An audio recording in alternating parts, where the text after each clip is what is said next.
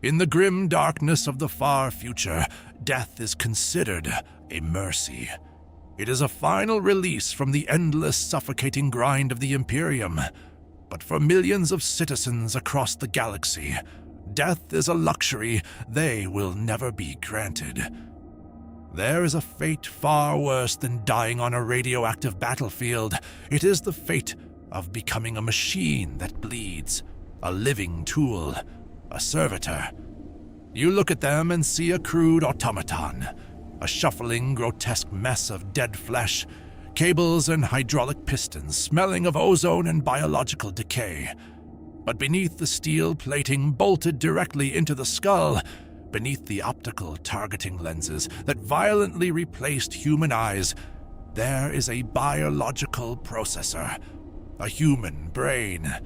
And sometimes, trapped deep within that lobotomized cage, the consciousness remains, screaming in the dark, unable to control its own body, forced to watch as its hands tear through adamantium bulkheads or scrub blood from a deck for 100 years. Death is not the end. It is merely a change of function. To understand why the Imperium commits this atrocity on an industrial scale, you must look to its history. 10,000 years ago, humanity relied on artificial intelligence, the Men of Iron. It led to a cybernetic revolt that nearly wiped out the human race. Since that apocalyptic conflict, the creation of abominable intelligence, true AI, has been strictly forbidden by the decree of the Emperor and the Adeptus Mechanicus. But an empire of 1,000,000 worlds cannot function without automation. Ships must be loaded. Targeting arrays must calculate firing solutions in the void of space. Forges must operate without pause to feed the endless wars. If you cannot build a silicon computer to do the math, you must use a biological one.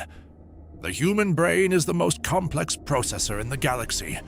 The Mechanicus simply learned how to wipe its operating system and install their own software. Flesh is weak, but flesh is abundant. The creation of a servitor is a process of systematic dehumanization. Who undergoes this process? Some are vat-grown clones, engineered without higher brain functions specifically for this purpose. But millions more are natural-born citizens, heretics, murderers, political dissidents, or simply hive city workers who failed to meet their daily production quotas. The conversion process is brutally efficient. The subject is strapped to an operating slab. Anesthetics are rarely wasted on the condemned. The frontal lobes are surgically altered or removed entirely to eliminate free will, personality, and emotion. Thick data cables and neuroimplants are driven directly into the cerebral cortex. Limbs are amputated and replaced with heavy industrial tools, chainsaws, plasma cutters, or cargo hooks. The spine is reinforced with metallic bracing to bear loads no human skeleton could lift.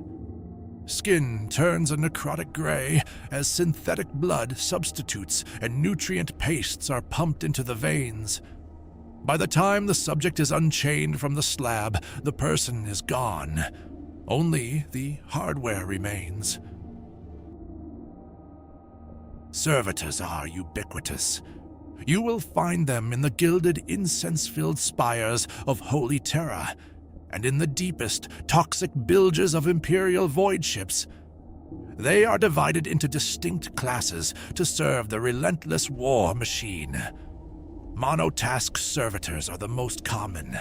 They are programmed for a single, repetitive action, sweeping a cathedral floor, loading massive artillery shells into macro cannons, opening heavy blast doors.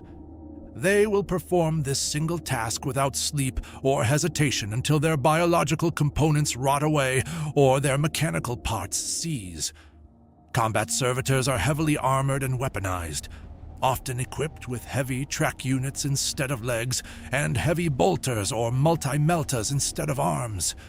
They are deployed as line breakers, possessing no concept of fear or self-preservation, advancing through enemy fire until they are utterly destroyed.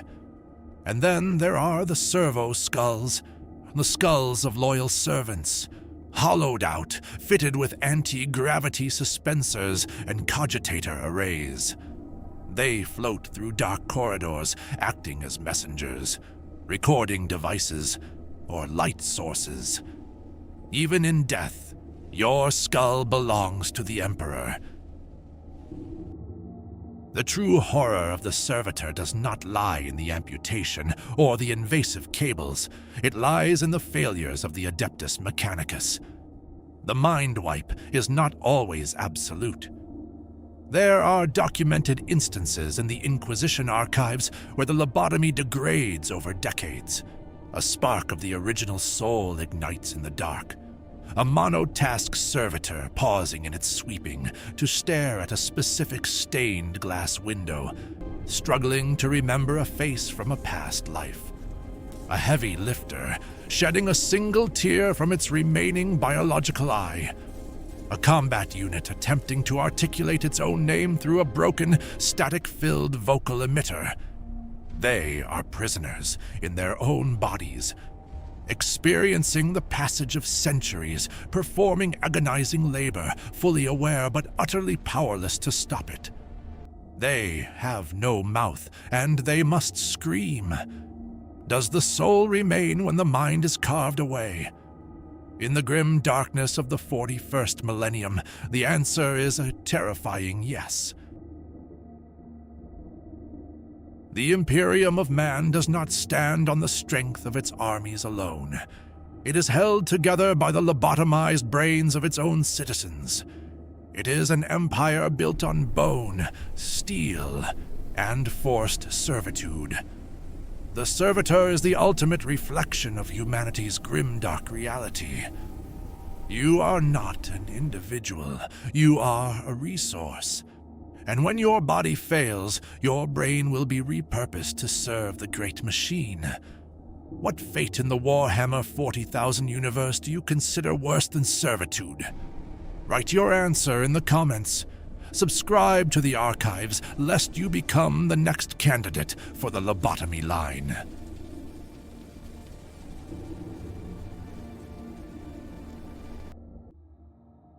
History is a weapon. Most are too weak to wield it. Are you? Subscribe to access the full archives. Knowledge is power.